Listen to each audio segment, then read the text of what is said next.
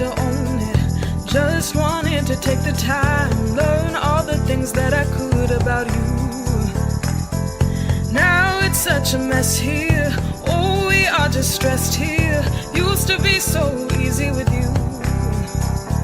Thank you for coming on the show today.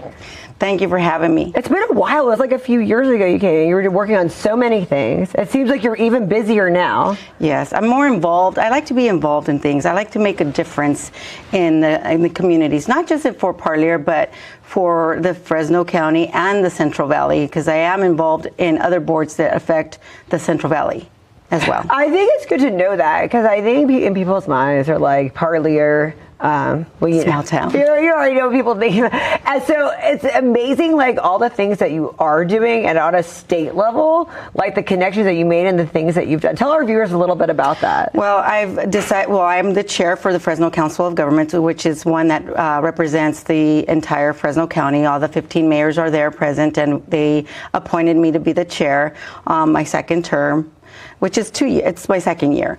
And just working on the issues that come out throughout the county. And then I was appointed to be on the board of directors for the San Joaquin Valley Policy Board. And that also focuses on the San Joaquin Valley, which is more of the roads of the 99. And we all hear about all the casualties. Recently, we had that accident that happened on 99. We focus on how can we make those roads safe, for commuters, especially, since there's more commuters on the road, there's more traffic is congested all the time. It's about making it safe for everyone. Was a really hard thing for me to, because I lived in LA for most of my adult life and then moved back to, and I couldn't believe the traffic. I thought I was driving away from that when I moved back here, and there's so much. Well, because we're growing, Fresno County and the San Joaquin Valley is growing. And the unfortunate thing is that the state does not believe to expand the freeways. They believe, of course, what you hear all the time, that they want more people to ride the bus, but everyone likes their independence, to feel like, hey, I need to go now. I can't wait for a bus. We don't even have a system like that. I don't even feel like we have the best bus system in place. We can't. Do you even have it? Do you have a bus in Parlier? No. That's why there's a lot of controversy with the Measure C. In Fresno, it's more. There's more routes. And I think within time, you will see Fresno to be like Sacramento or be like San Francisco, LA area, San Diego. That's what most of the communities want, to see that option there. Not that everybody has to get on a bus. So what is Measure C, and how are you behind it? Well, I'm the chair for the Fresno Council of Governments. And they're the ones pitching Measure C, or yes, we're working on. We worked on the measure. Now we stopped working on the measure because we've been getting a lot of pushback from the county. The county was not in favor of the measure and wanted to push the measure that is from 22. It failed. Why would we try to push something that failed in 22? So we try to get everyone involved so that there's more feedback and more interaction of getting input from every stakeholder, like nonprofits, engineers, everyone, community members, that will give input as to what they want to see in the measure. So what is the measure? What's mainly? Well, this measure is focused on roads, local roads. Okay. Before, it used to be more regional projects. And we decided to move more money towards roads, because that's what everyone complains about, is roads. Your streets, your roads around your neighborhood, not the regional projects that are outside of your neighborhood. Yes, they're important. Yeah, but you're more concerned about the pothole that is across the street from your home. So what is Measure C going to do that we don't have in place? Well, it's going to focus more on those local roads. Okay. So it's 65% of that will go into the local roads. Okay. And 24% currently goes to transit right now with this old measure from 2006. It's going to be 25% instead of 24%. So they increased it by 1%. And the regional projects, percentages decreased to 5%. So what are the regional projects that decreased? Those were the ones were the highways, but we already expanded 41, which is the one that goes to. So we feel like a lot of that's done, so now we got to go. Yes. Okay. And now I get it. And before, it was focused on the regional because we needed to focus on the regional. So you have to move the money around, because you can't. there's only 100%, right? And if there is no 120 or 150, it's, right. You got to cut the pie right. And if not, then you have to take it from somewhere. So right now we focused on all the regional projects. You have 180 that was expanded. We couldn't expand it to I-5 because it was going to cost for that expansion was going to be about $300 million. We didn't have the funding for it. We only had $100 million. And that money sat there for 20 years. Oh my goodness. So this is why we say, you know what, it's time to focus on your local roads. Why are people opposed to this? What's the main reason you hear of why people are opposed to it? Because people think that it's all going to transit, and it's not. It's really focused on the local roads, because right now, currently, with this measure that we currently have right now from 2006, Parlier only receives $500,000. With the new measure, I'm looking at receiving 2.3 to 2.5. Now, if we receive those funds, I can work on a lot more areas throughout the city every year. With $500,000, I have to wait at least 4 years to have enough money to do a stretch of a road. And that's why it was more important to focus on the local roads, and also to make sure that Fresno has enough funding to sustain the transportation, which is the transit. Now that he has to also provide transportation for the students from Fresno Unified, he has to have more routes for the area in Fresno. That's one of the things that a lot of people don't understand, is that there's more need for services that Fresno does not have the funding for it. And if they reduce the funding for the transit that they currently have, he would have to lay off, and people won't be able to use the transit. So they would not make it to work for the ones that do utilize the transit. Mm-hmm. So there's a lot of things that come into play, and there's a lot of things that will be affected if that doesn't continue. Wow. And it was a proposal of reducing transit from 24 to 11%. And that would affect Fresno tremendously. Oh, there are a lot of these. Gosh, you're so busy. I don't know how you keep up with all these different things. Okay, so now in this seat that you're running for now, what made you decide to run for this seat? I felt that it was time to start focusing on the community, on the people. And I didn't see that too much. We hear of concerns about the rural cities getting left behind. This is why a lot of us focused with the measure to focus on how we can help them. But I think it's more than just that, the roads. It's also about, areas that are being neglected, that are not incorporated cities, that are county, and they don't have enough funds. Like, you would see some cities that don't even have sidewalks. And how do you create a safe route to school for a student that can't even walk on a sidewalk?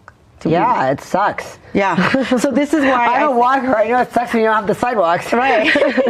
So this is why I thought it was important, to start working on other areas that I can be effective. I mean, it's like how long have you been mayor of Parlier? 12 years. Oh my goodness. But this is just like, so every time it's like you're done, you're just doing so much more. You're adding so much more to the plate. So you thought it was time now to kind of merge into this? Yes, seat? Because I think I love Parlier. I've done a lot for Parlier, but I think it's time to do more for the entire county for District 4. So. And I do think, when you move into these other, which is great that you had moved in these other seats, because it makes your city more visible. Mm-hmm. The fact that you are the chairperson, and you know what I mean, doing all this stuff. Yeah, and it gives me more experience, and I'm more informed of what needs to happen and what changes are needed. So being more involved is what helped me learn on the importance of making changes in certain areas of not just Fresno, but also in the county of the San Joaquin Valley. What are some of the biggest achievements you're most proud of yourself as mayor? I'm proud that we were able to save our police department. The doors were always about to close every single time, as I can remember, and we only had a $1.5 million budget. They're at $3 million now. Wow. How did you get that? We were able to secure more funding. We found ways to generate more funding resources for the police department. We have that's doubling. You doubled. We have the cannabis company that's there. We have the Measure Q that passed, and a lot of people saw the importance of keeping our police department. We also have new businesses that are coming in. There's other potential ones that are already looking in Parlier. So there's a lot of positive things that came in. So when you leave, like where you're at now, are you worried about what's going to happen? Like who's going to fill your shoes? Who's going to keep on doing all the stuff you were doing? I do. I really do worry about that, and I hope that I can help find someone that has the same vision and continues moving forward, and not get stuck on the politics of the fights of being stagnant and who is in control, who's not in control. It's about moving the city forward, and that's what we need to focus on instead of a power struggle. I've heard that a lot about Parlier too. Not in that seat, but what was it? Chamber of Commerce? Do you guys have that? Is that what? No, they are no longer there either. So. Maybe that's what there used to be, though, right? Yes. Okay, that's where I heard all the power struggle. There is a power struggle, and it's a shame that people focus on the wrong things. We should all be one team, and one team Parlier. So move the city forward, do what the residents elected us to do. Well, I'm glad that you kept the vision going. That would have been devastating if you guys had lost your police department. Can you imagine? Well, that's where I made sure that they understood this is not something, because some would actually saying that they would rather have the sheriff's department. I'm like, no, you don't. Not that they're not good, but they have a wider range to cover. You're not going to get they're not going to get the response time that you need. Yes. Right. And that's why I had to explain it to them, because they thought, we're tired of, because they always eventually will say something like, well, their police department's corrupt. No, it's not that they're corrupt. There's a lot of things that change that a lot of them don't understand, that there's new laws that come in and change everything. So it's about knowing what laws are new. Like there's a lot of new laws that came into play this year. Do you feel like you're good at communicating that? So I feel like you're a great communicator of that and simplifying and telling people what's going on. Do you feel like you really helped that by being the chairperson, by doing all these other things and going back to your community and explaining that to people?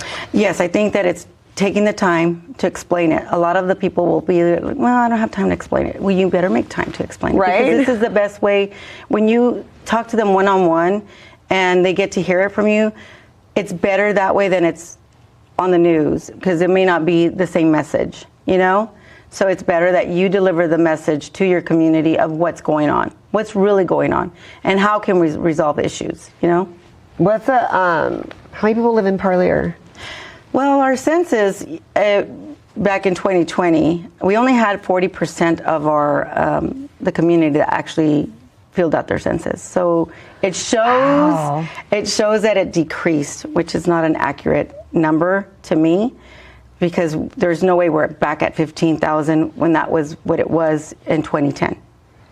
And if it's good, like all the things you have in the businesses that you do have there and that you've sustained there, I think that's really important. Mm-hmm. It is, because to me it's about bringing the business, bringing that tax base, and not tax your people all the time. I don't believe in taxing all the time, because of course California is overtaxed, and we do feel it. And even though we're supportive of receiving or getting the revenue for whatever we're pushing for, whether it be Measure C, whether it be the police department, it's hard on the people, especially now these days. Right. And you get along with a lot of your neighboring mayors. That's why I think you get along with all of them pretty much. Yes, I do. We have our times where we do not always agree, which is okay. It's okay to disagree. It's when you come back to the table and work through it. That's the best part. And not take things personal. That's the main thing. We can have a big debate and everybody get upset, but then we can come back and still laugh afterwards. That's the best part, when you can actually do that. When you leave upset and angry and not wanting to work, that's not good for any community. Do you feel like you've gotten a lot of support there, and that you have helped, like Parlier as a whole has gotten a lot of support by the rules that you've had?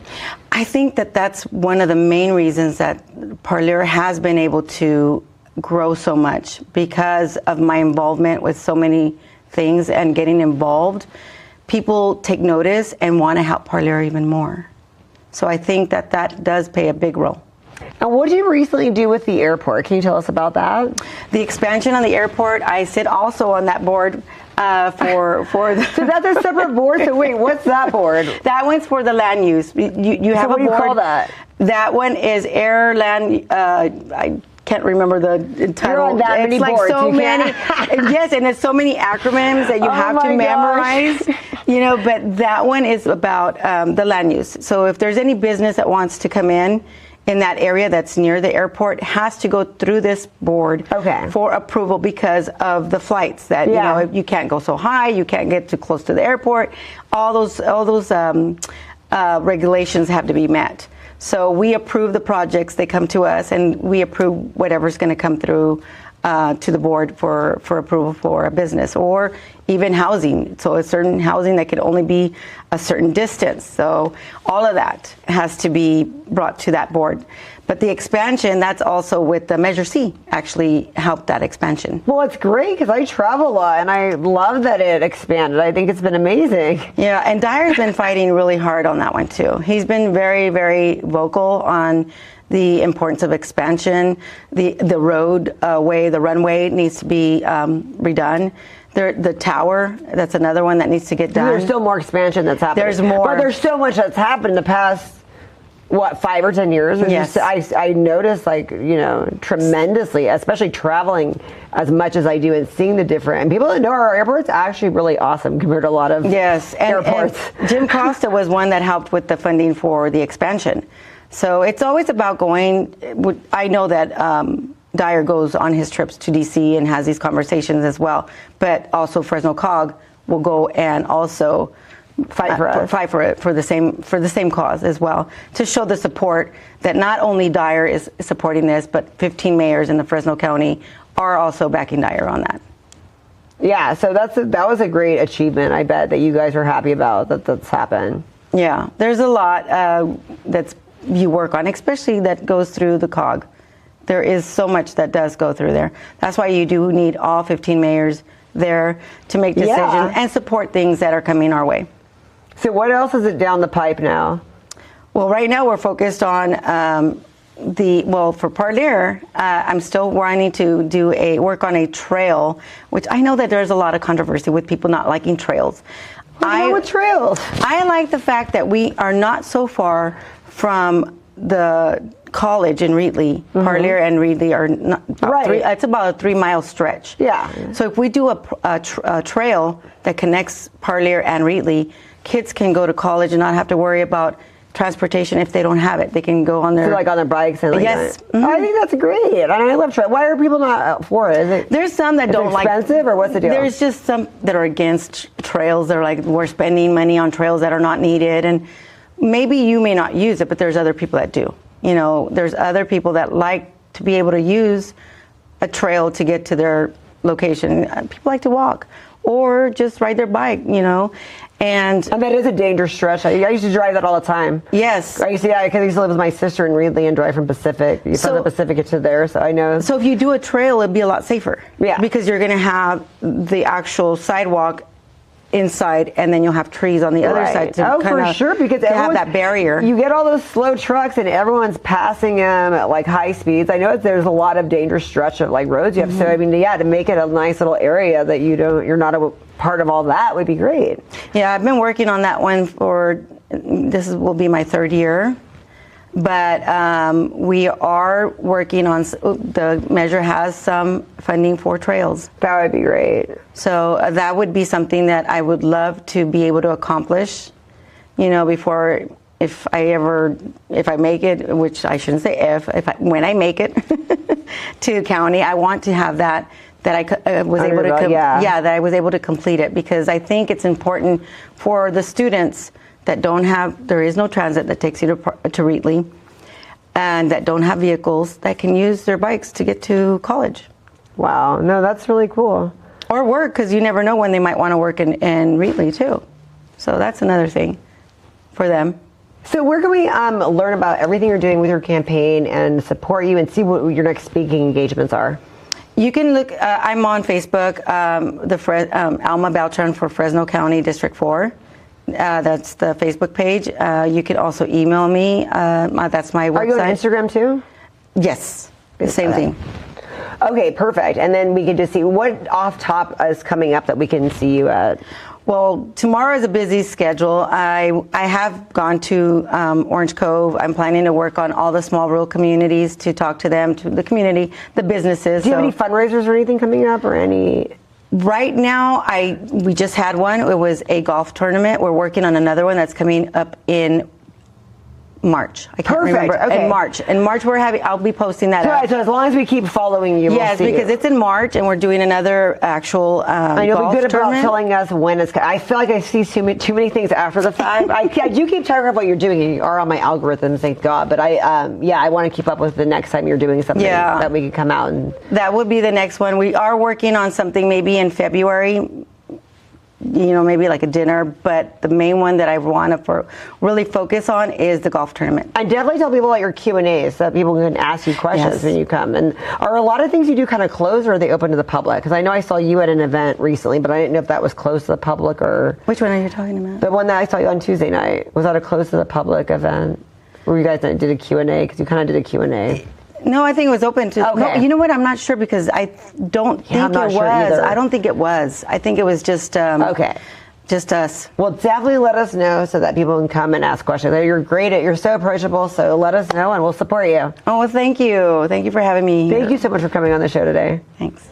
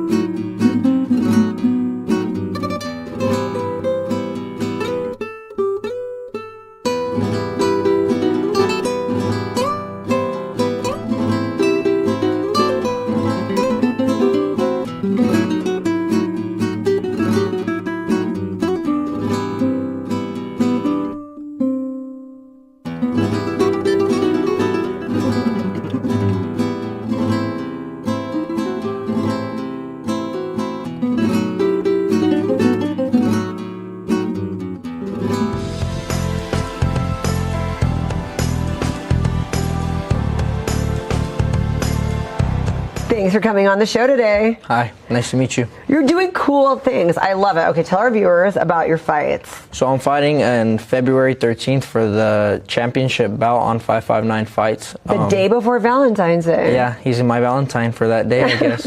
What's the what day does that fall on? Is it a Friday? That's on a Saturday. Saturday, okay. So 13th. And so tell us about some of the other fights you've done to lead up to this moment.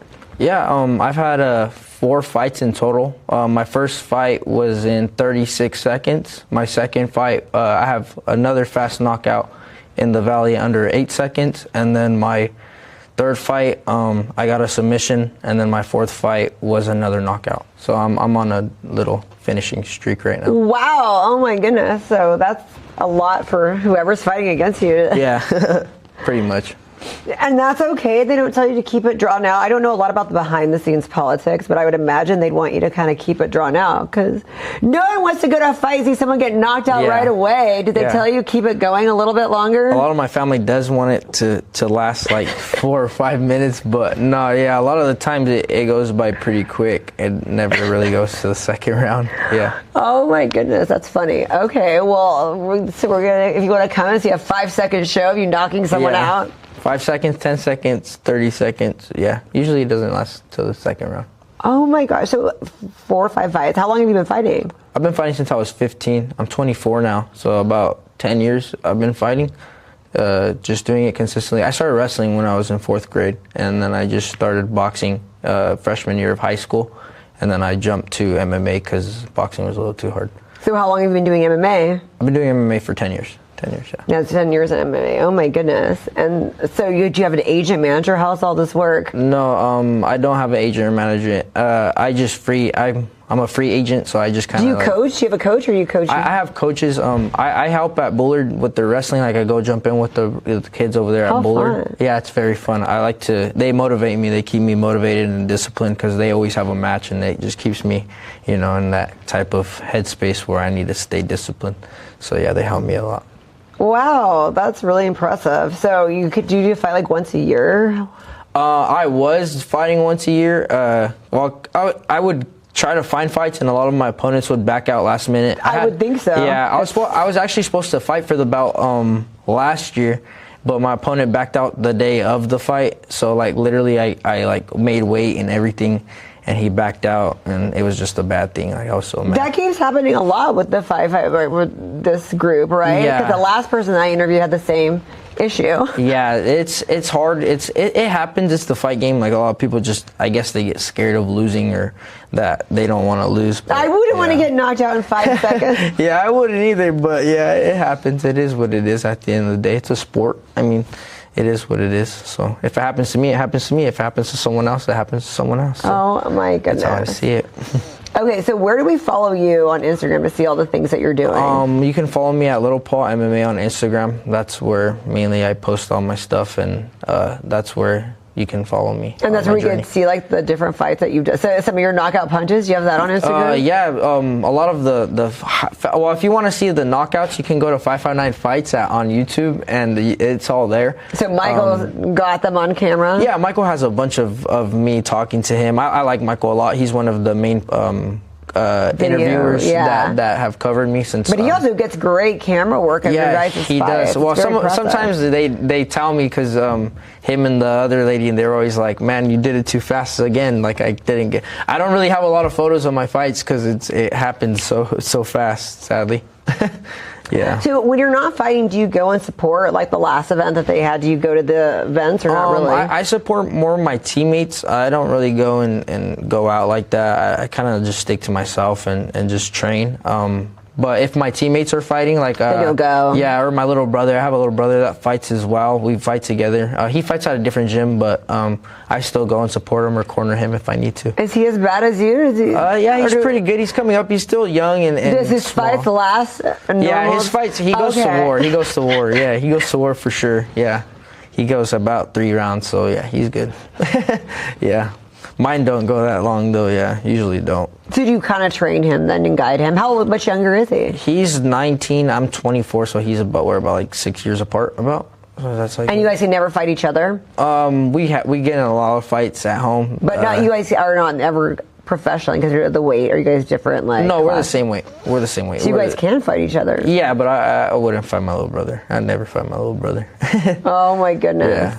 No, I couldn't do that. A family, no. Same thing with friends. I couldn't really fight like my teammate, or I have too much respect. So. Oh my! It would just be like, yeah, hard. You can't do it. Like yeah, that. it's all hard. Yeah, I'm very respectful and humble at the end of the day, and yeah, I would never challenge my teammate or my brother. So. Wow, but I bet people would pay to see that. Yeah, I bet they probably would. I mean, they could just see it at home if they want to see it. They want to see it. We would just record it at home because we get into a lot of arguments. So what do you do when you're not fighting? I usually just work out. I train over here at Warrior Fitness as well with a coach named Paul. He's a fitness coach. I've worked with him. Oh yeah, he's a good. We've worked out together. We've trained together. No, he's a really good.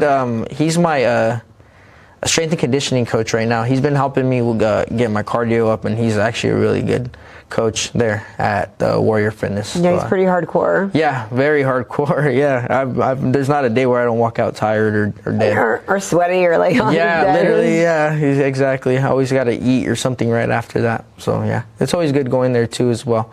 And then also when I'm not fighting, I'm just kind of just working out, training. I have a daughter that I take care of full time as well.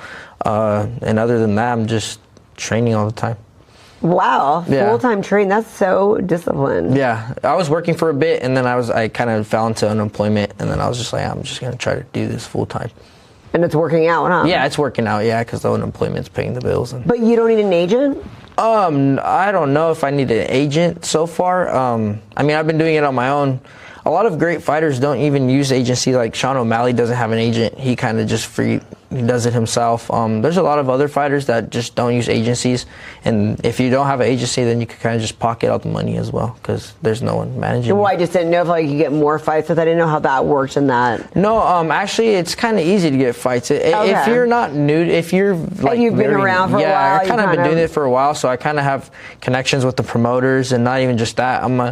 I have a lot of knockouts, so I've been flying to New York. They'll pay for my flight to New York to go fight. I've been offered to go fly to many places just to go fight, but I kind of just want to stick here to the Valley right now. How come you don't want to fly out to go do that? It's a risk. Like, I don't want to fly out and then have to fly back, and not even just that. Do you not get paid if they don't fight if someone backs out? That's another thing, yeah. So if they back out last minute, and you don't I'm get over paid? there, then I've had friends that have that happen to. So I'm just like, yeah, exactly. Then you're right. The risk is not worth it. The risk is not really worth it right now, unless it's pro. Because then once we step on the scale, we do get paid right when we step on the scale. Okay, yeah, because that's that. Yeah, if you get paid regardless, I can see it. That makes a lot of sense. That's only professional. Right now, amateurs, like, the days like where there has been a time where I've stepped on the scale, my opponent don't show, and it's not. It is what it is. Like, I don't get mad at the promoter because it's not.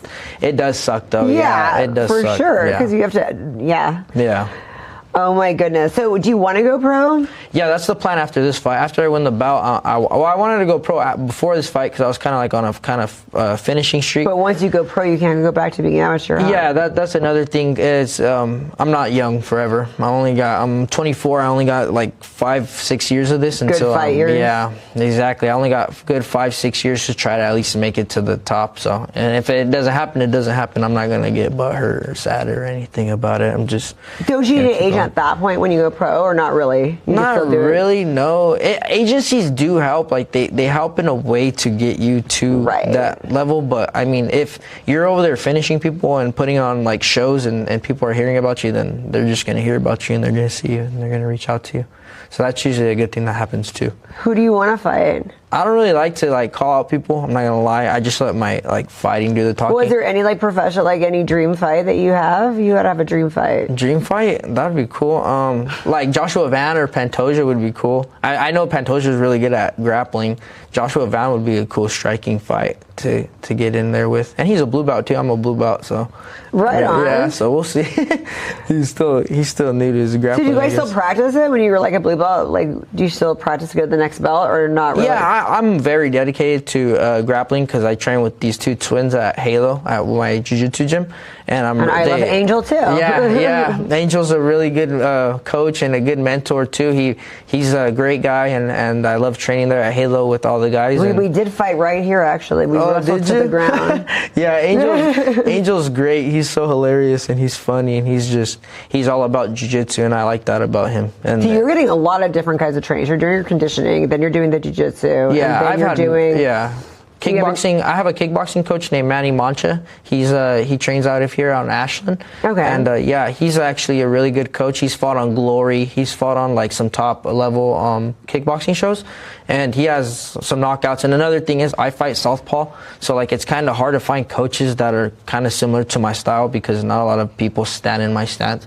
But right when I got to that gym, he was actually a southpaw as well. So then it just started, everything he would started telling me just started to click as well, and it's starting to come together. I feel better now because I'm getting older as well. My mentality is not the same as when I was like 23, 20 when I first started. So yeah, and then all these mentors that I've had since I was 15.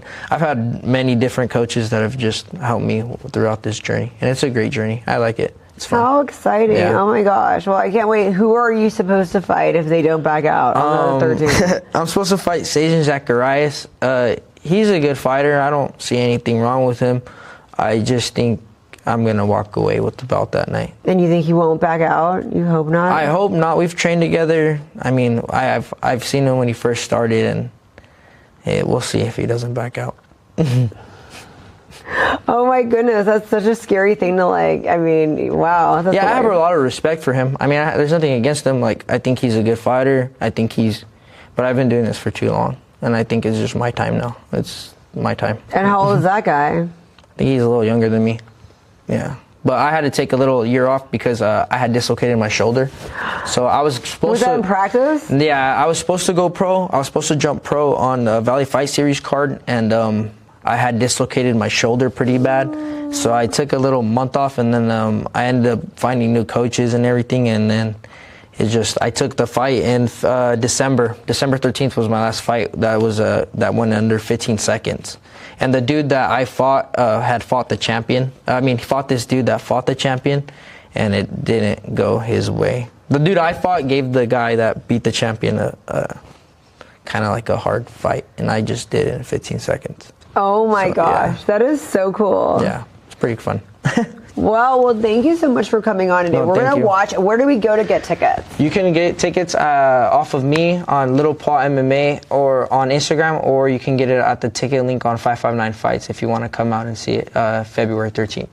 And then Michael always has to plug too. Everyone better be following Michael by now. I can't believe he didn't come here today. Yeah, I was hoping he was going to be here too. He doesn't like me because I missed last month. I'm sorry, Michael. I missed that show last month. It was just I was supposed to go out to Porterville? Chumash Casino at the Eagle. I think it was Porterville. Yeah, it's the Chumash or something like that. Right. Next time I promise I'll go, Michael. I'll come back. Yeah. We all come out together. And then are you going to come back and bring the belt when you win it? Yeah, I'll come back and we'll do another interview with the belt when I have it. Okay, we're going to come back with the belt. We're going to hold you to it. Yeah, I'll be here with it. Sounds good. Thank you so much. Oh, thank you.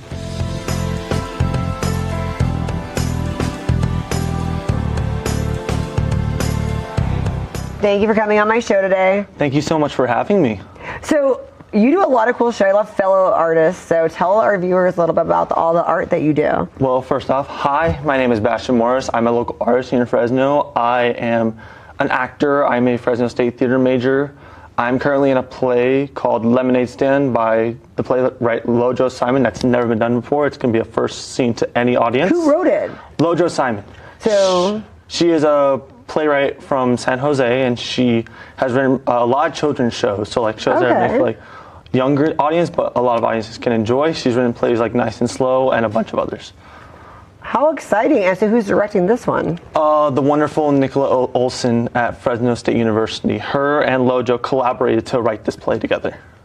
Well, that's exciting. I love new plays. We've got things going on here. That's really cool. So when do we get to see it? So it's unfortunately not available to the public until Vintage Days at Fresno State. Which is? April 16th through the 18th. That's not bad. That's coming up. We have 2 public showings, one at 10 a.m. and then one at 2 p.m., which you guys will be able to find out more about that once it gets posted to the Fresno State Theater Instagram or the website. And you'll post it on your social media, right? Absolutely. Okay. No, we're going to follow you and figure that. Oh, so when did you get into acting? I started acting around 4th grade. My brother actually joined a play. He joined Shrek, and they were actually in need of actors. And they were in the rounds of auditions, and I just went to the audition, not thinking I would get in at all. And I auditioned, and I ended up just having a lot of fun. I ended up playing Pinocchio in Shrek. Nice. That was my first ever role, my first experience with acting, and I really enjoyed it, and I just kept going ever since. How exciting. Oh, wow. And so after that, you don't just stop there. You also design? Yes, I do. I am a local fashion designer, stylist, upcyclist here in Fresno, Did you California. design that? I did not, actually, unfortunately. Is that your style, though? This is my style. I love to skateboard, so I inspire like a lot of my fashion based off that. I also do love like a lot of business casual wear, so it's like stuff like that I really do enjoy. And actually, I am the president of the fashion club at Fresno State, so I help. Really? Yes. So I actually help. So me and my team, I have a wonderful team. We like to host meetings where the students can come in and just do photo shoots, and the community. We do photo shoots, designer workshops, other like styling events. Like we've done fashion shows in the past. We've done shows such as the Enchanted Forest, the High Fashion Show, and the Gothic Fashion Show. And actually this year we are going to do a show at Vintage Days, Fashion Inc. at Vintage Days on February 18th at 4:20 p.m. Wow. That's really, Vintage Week's going to be a very busy week for you. Yeah, but I'm ready for it. Oh my goodness. You're doing a fashion show and you're going to play on the same day or the same weekend? Same day and weekend. But luckily they're spread out between, so I'll be able to balance both.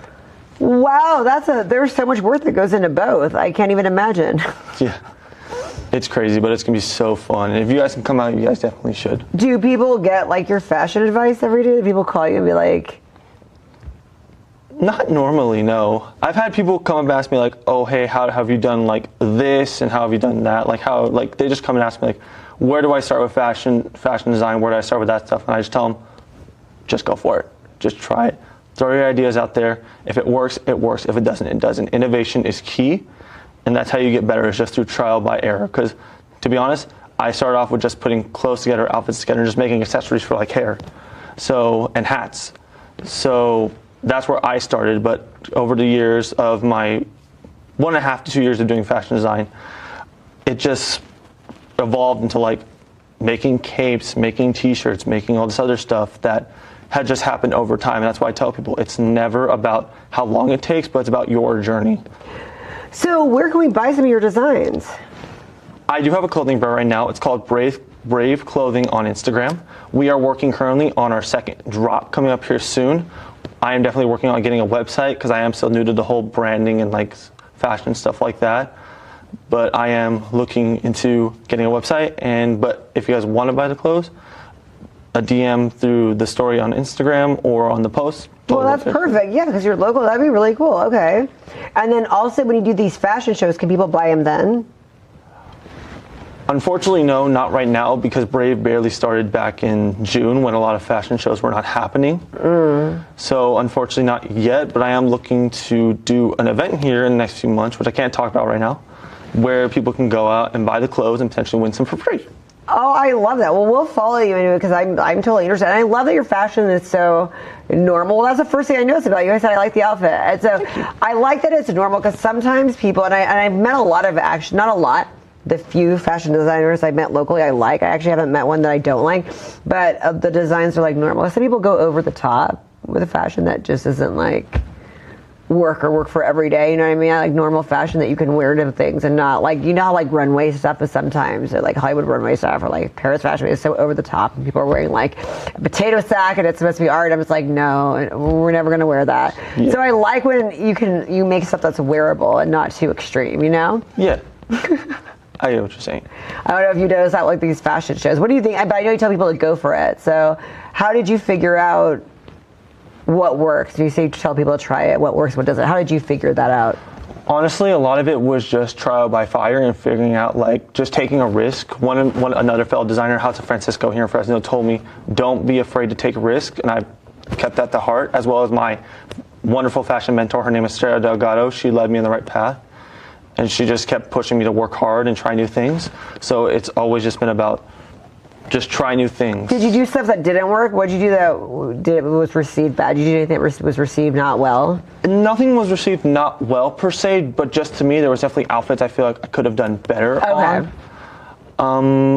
A big one was a t-shirt I made for Central Valley Fashion Week. I forgot to put the back logo on it, and I was like, dang. But that stuff is bound to happen. That's good. That's like, yeah. So it's not a fail. It's like yeah. Well, that's good. You can be like, I could have made it better instead of like it just totally flopped. It was terrible. Yeah, that's why I always tell people. It's like even though it may look bad, find the good in it. Yeah. And even if you may not like what happens to it, just go over it, see what worked, see what didn't work, and then go from there. And I'm actually a little spoiler for a second drop. That shirt is going to make a comeback in the second drop. That's coming up here better and improved from the last time we made it. Right on. So you've acted in a lot of places. Have you acted in local movies? Yes, I have. I've been a part of that have come out about like 5, 6, 7 about. Probably a little bit more than that. I'm probably forgetting a few. But a lot of things stay in post-production for a long time here in the Valley. Yep, which is understandable. Post-production is really hard, and it just takes a long time for people to get it out, which is understandable. Take your time with your art so it become better.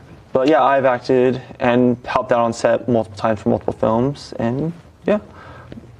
Some notable ones were The Project, directed by Juan Tafoya, Finding Grandma Chicken by Dipper Studios, Welcome Home and Welcome Home by Alexander Quesada, and yeah, just a bunch of other ones I've been a part of as well. So, are you going to do the fashion set design for some of these upcoming projects? Are you going to combine it, all your passions together? Absolutely. There's actually a project I'm working on right now that's an NDA I can't talk about right now that definitely involved a lot of like my fashion experience that I had to use to come into the film because it was a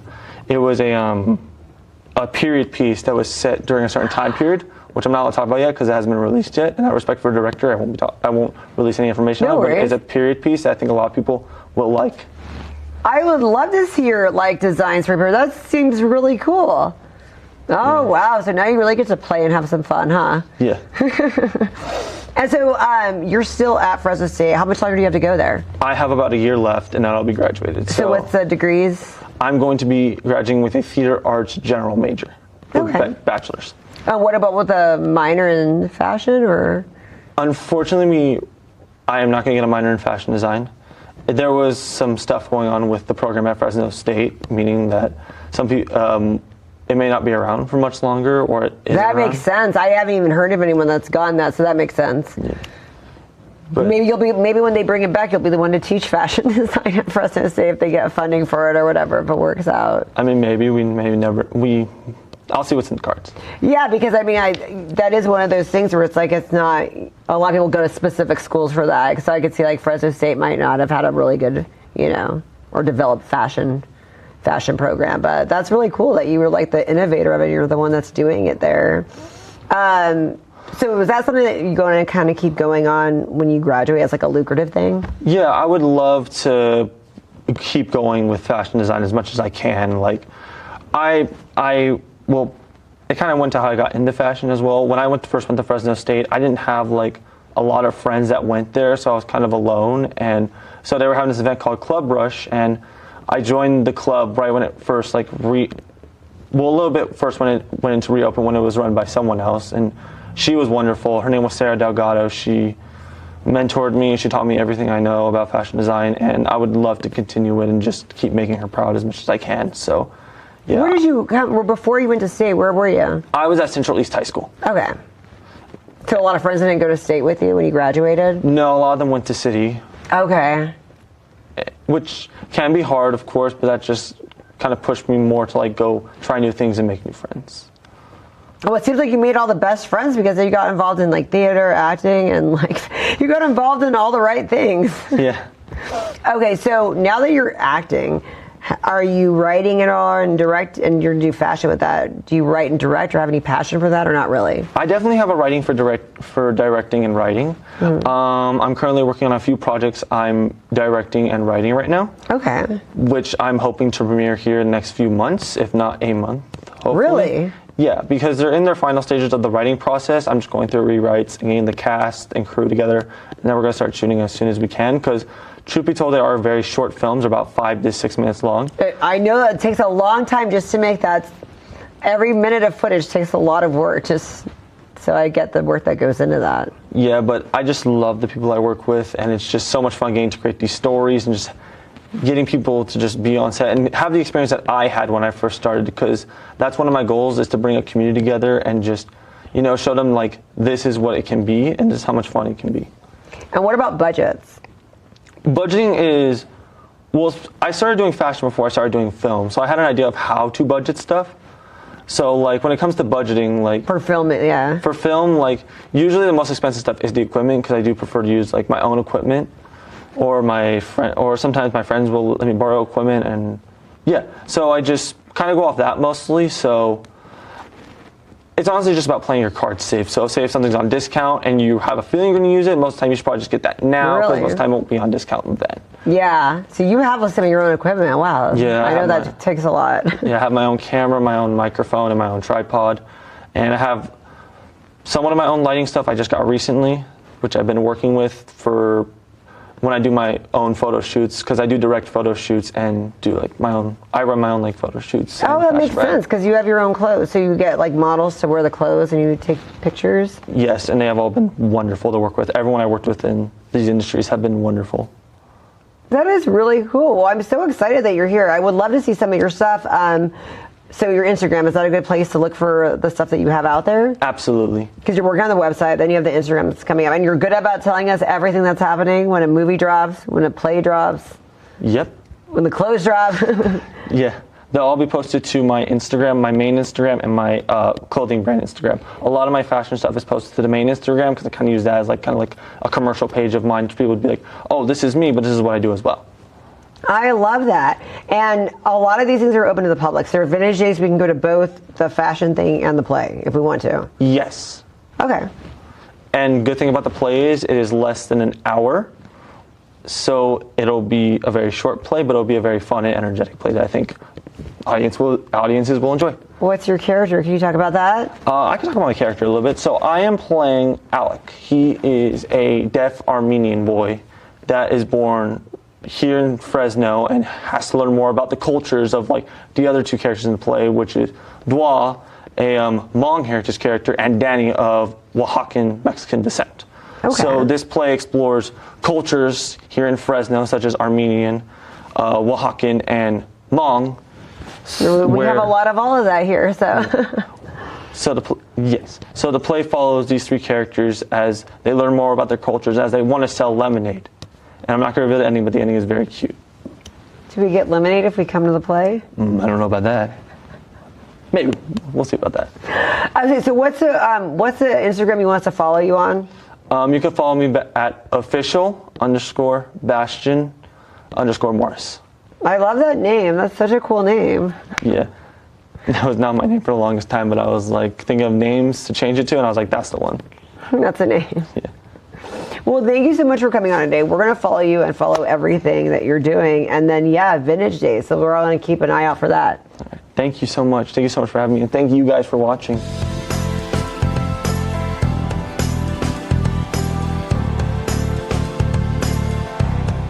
Well, Mike, it's so great to have you here in Fresno. You're in Bakersfield, right? I'm in Fresno right now, but I live in Bakersfield, yes. But you're you're kind of all over California a lot. I was in Atascadero Monday night. I was had some meetings in Bakersfield yesterday. I was in today's Wednesday, right? I lose track of what day it is. I was in Visalia earlier today. Drove up here and then I had a meeting, and now we're talking, and then we're here to see Nathan Magsick in his role as a pastor, not his role as a politician. So that's pretty cool. That is really cool. So, we're going to do that tonight. And tell us a little bit about the 551, because that's where you're kind of traveling around a lot. Yeah. So that's kind of like the big thing. Everybody's like, is it 511 or 511? And I'm like, no, it's actually 511 because it's after a Bible verse. Oh, it's 511. Why did I say 551? I'm so sorry. You're thinking 559. Oh, I hope not. But yes, you're right. Okay, so 5:11. It says after the verse. Okay, I got it. Now it's going to be in my mind. Yeah. So 5:11 after two Bible verses, 1 Thessalonians 5:11 and Ephesians 5:11. 1 Thessalonians 5:11 says, encourage one another just as you've been doing. Ephesians 5:11 says, have no part with the works of darkness and also expose them. I love that you managed to find two of 5:11s. That's perfect. Well, the first one was the first one we went with. And then the second one, I was like, oh, we're adopting that because it's so good. That is really awesome. And then that gets people to actually memorize that after knowing and putting it together. Right. I love that. Okay, so when did you start this? So it was kind of an evolution, right? So I'm going to try to give you a condensed version because we got about 15, 20 minutes or so. In 2020, the whole pandemic thing and everything, and my wife was losing her mind in California. I was like, we gotta do something. We didn't know what to do, so we just left. We went to Texas. Wow, that's pretty cool. And through that whole journey, it was just challenging. But we're gonna expand our business over in Texas, and we thought we weren't coming back. And that was the whole plan. Little did we know we'd be back in 9 months. So we left in July of 2020, came back in March of 2021, and they had to survive because I was traveling for business back and forth constantly. About as much as I travel now, but only then it was by plane because it was two very far apart locations. And they had to survive the great ice storm of 2021 by themselves without me. I couldn't get home if I even wanted to. Wow. And I did want to, by the way, let me clarify that. But so they were stuck. Fortunately for them, they they were on the same power grid as police station, fire department, hospital, downtown Round Rock, Texas. And I'd been telling this story for months, and finally one time my wife was with me in the audience as I was telling the story, and I had always said, what it never got above 60 degrees in the house. I said, isn't that right, Ludavia? And she said, no, that's actually wrong. It never got above 30. That sounds more like it, because there's no power really. No, there was power. There was power. The heater couldn't keep up. So Wow. Anyway, that finally came back, and I said, we're moving back to Cali through the kind of condensed version of this, and I don't know what we're gonna do, but we're starting on this media journey. And then it was just kind of like getting involved with the podcast the church was doing, and then that grew from that to where it is now. There's several years in between. But now we have, our own studio. We have multiple shows that are coming out of that studio. That's really nice. We have, Lord willing, by the end of this month, we will have a statewide radio presence, and that's just the voice of the movement. It's literally like that's not even the core of it. That's just one piece. But it started with media, and it expanded from there. And through that whole journey, we ended up, forming a really close relationship with Turning Point USA, which I'm sure like you're familiar with, and probably a lot of your viewers, listeners are familiar with. And we were traveling all over the country, working with them on the Trump election. And I remember November 4th, I believe it was November 4th, 2024, if I got that date right. We were sitting there in the hotel at the watch party, and I looked at my daughter, and we recorded this on video. It was a special moment. I said, we want to remember where we were when we saved the Republic, and so we were sitting there, and we got that on camera. But then after that moment, we're like, well, what now? It's like, well, we're not done. What do we need to do? And over the next few weeks, something hit me that, well, we need to do something about California. So I started talking to some people that are mutual friends of yours and mine, actually, and I said, well, do you think we can? I think we can flip California. I said, maybe I'm nuts, and I still think I'm a little bit nuts. Maybe that's not the reason. I think we're on that boat a little bit. But I said, they said, no, I think you're right. I think we can, and I think you should lead the charge. I was like, well, whoa, why me? There's plenty of people that are better equipped, more knowledgeable, more experienced, more resources, all these things. They were like, no, I think it's you. It's like, okay. And then I talked to more people, and they all kept saying the same thing. I was like, all right, is there something here? So I started praying about it. I was like, God, is this you? Am I hearing your voice? And then it was confirmed over and over and over and over. So I was like, okay. We did the America Fest. This was a little more than a year ago now. We did America Fest in Turning Point's big, national event in Phoenix, Arizona. We had our booth out there, and I was like, well, let me just kind of gauge the response. Let me put up some signs, and this is what we're going to go with. And the response was overwhelming. I was like, okay, well, maybe there's some interest here. So I came back, and it was literally like January 2nd. I hit the road and just started driving like 5,000 miles a month all over California. Everywhere from like Redding all the way down to San Diego and everywhere in between. Spent a lot of time here in Fresno, Clovis area, and just building network, building relationships, just laying groundwork. We had several events that were a few hundred people. Okay, well, that was all of last year, and then this year, towards the end of last year, we put together a 10-year plan for how we're going to bring some common sense back to the state of California. And I was just sharing it with another one of our friends earlier before we were having this conversation. This is what do you think? This is our 10-year plan, and everyone, which isn't a lot of people yet because I'm fine tuning some of the stuff. Everyone I've shown it to has been impressed, and okay, well, this is the plan we're going to run with to bring some sanity back to California. It's not gonna be easy. It's going to be a hard road, but I'm in for it. And the sad thing is, it might take 100 years, but it's all going to be because of you and like the work you put in now. But I know that that's the mission, and so that. But a lot of the progress we're going to see is probably when you and I aren't even here anymore. But that's what we just have to work for. That's what we have to look for. Let me clarify. I'm a vessel. It's not about me, right? I understand. No, it's about the work, and it's about the work, and it's about the people, and it's not just going to be the work of one man that's going to make right. It's a the building, village, like they say, it takes a village, and it does take a lot of people. So no, I think it's great what you're doing. So you started this around 2020, 5'11". I'm never gonna get that wrong again. Promise, but it's good because then it makes people think about it. Yeah. And so it went from media to now. How would you explain the expansion of what you want to talk about? I know you have things in the future that you haven't. Yeah. So like towards the end of 2024.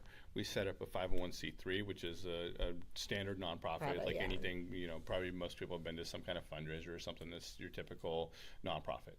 And we set up a 501c4, which is a political nonprofit. A 501c3 cannot engage in partisan political activities, 501c4 can.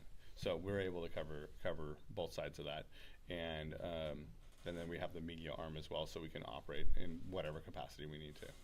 And because you've been a part of some really great events this past year, the one with the farmers that we went to, that was a really nice event. And so much work goes into this. How do you have the time and effort and energy to do all this stuff? Well, this is full time for me.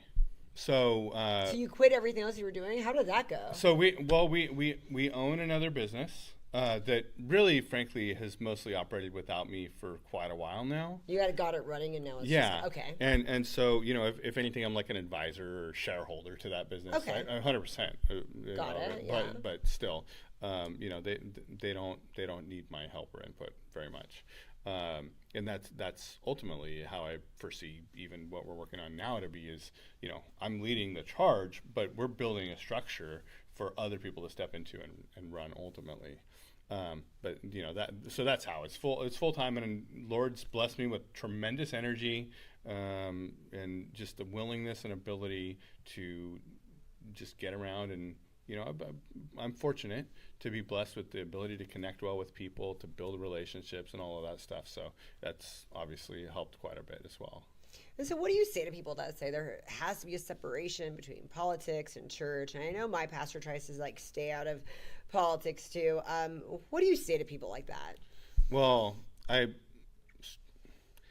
there's a line, right? So I think churches need to become, again, centers of civic engagement.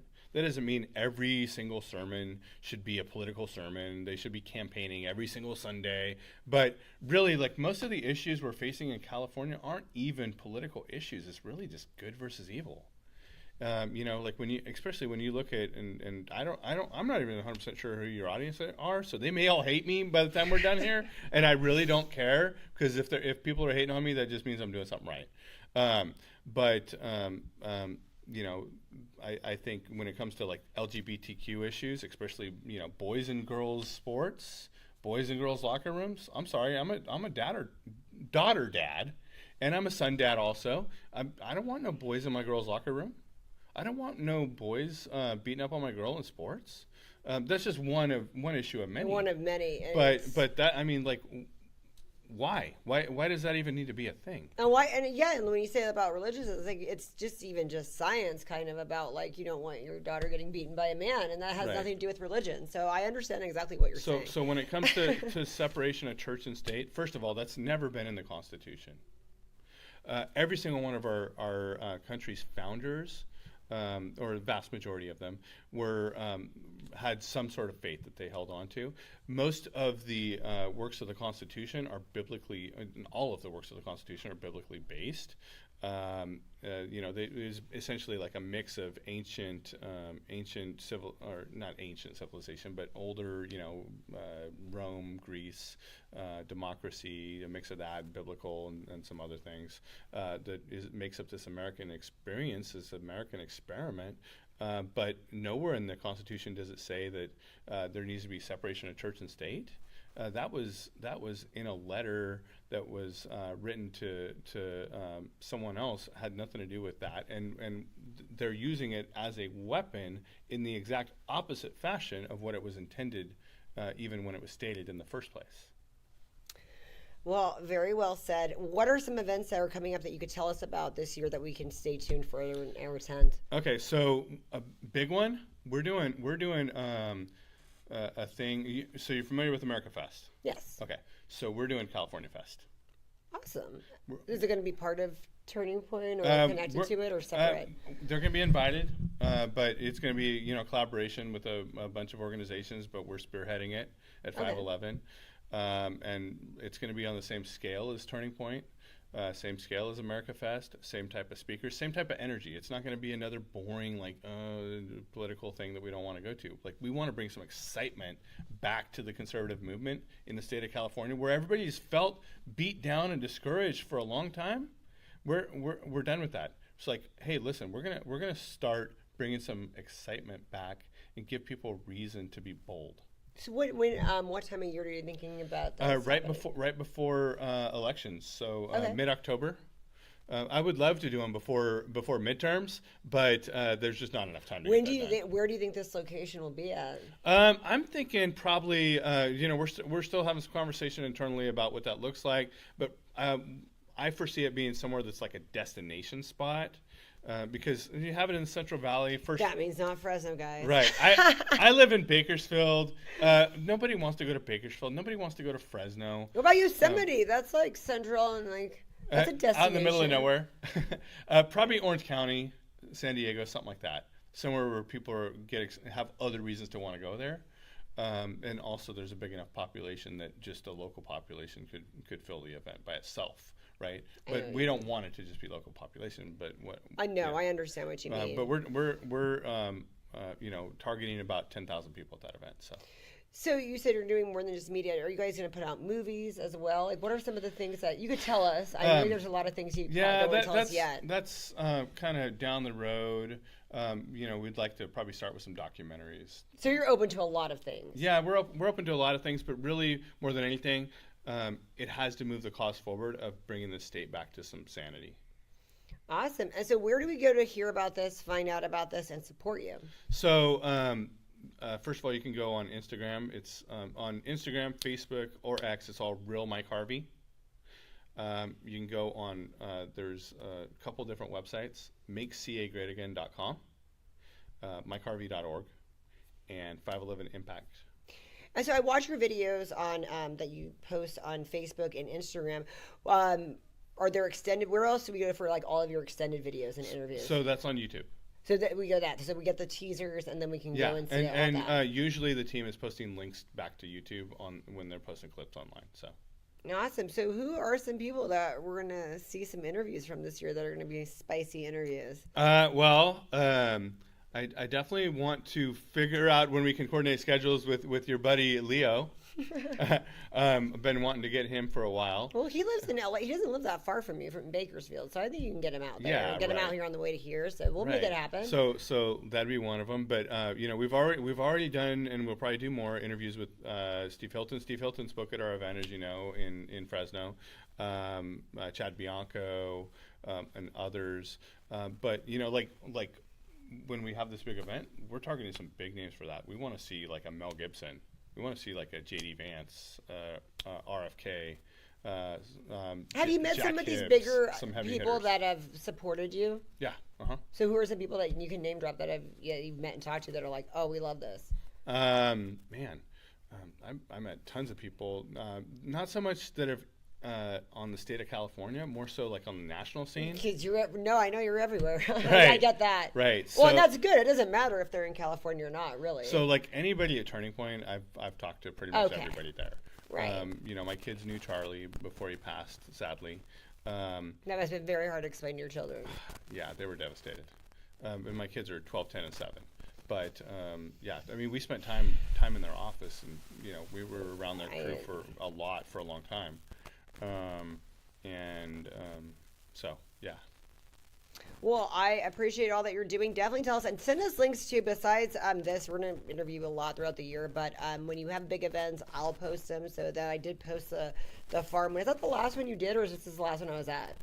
That is... Or last big one? I think that was the last big one we did of the year last year. Yeah. Because I had posted that on my Facebook, but I will keep everybody updated on my socials and then also to yours so that everyone knows what you're doing. And we love keeping up with you. Awesome. Thank you, Sparkle. Thank you so much. Felt right in the moment, felt right in the summertime. It felt right drinking cherry wine with you. Just wanted to own it, just wanted to take the time, learn all the things that I could about you. Now it's such a mess here, oh, we are just stressed here. Used to be so easy with you. Now I must confess here, oh, I must confess, dear, don't think I'm in love with you. Winter is coming and I don't know what to do, and there's no more use in running, no more running to you, and I don't want your loving, I don't wanna be just friends, knowing all this time we were playing pretend. It's a mystery.